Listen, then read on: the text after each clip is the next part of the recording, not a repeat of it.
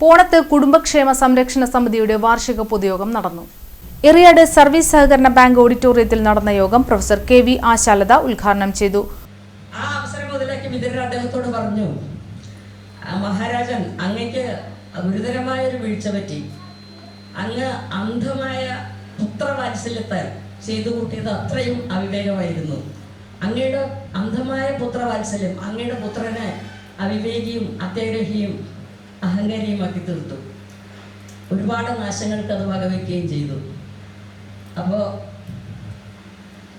നമ്മളെ നയിക്കേണ്ടത് നമ്മുടെ വിവേകമാണ്. ശിഷ്ടജീവിതത്തിലെങ്കിലും അങ്ങ് ഇക്കാര്യം ഓർത്താൽ നിന്ന് നമ്മളെ നയിക്കേണ്ടത് വിവേകമാണ്, വികാരമല്ല. Let sense guide us, not census.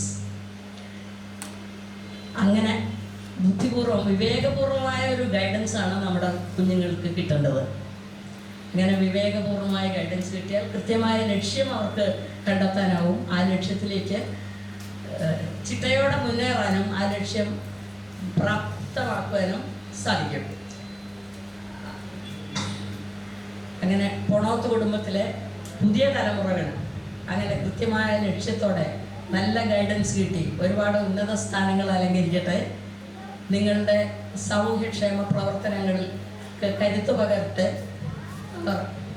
യേശോനഭസിൽ തിളങ്ങുന്ന നക്ഷത്രങ്ങളായി ഈ കുടുംബത്തിൻ്റെ ഖ്യാതി വളർത്തട്ടെ എന്ന് ആശംസിച്ചുകൊണ്ട് പോണത്ത് ബാബു അധ്യക്ഷനായി.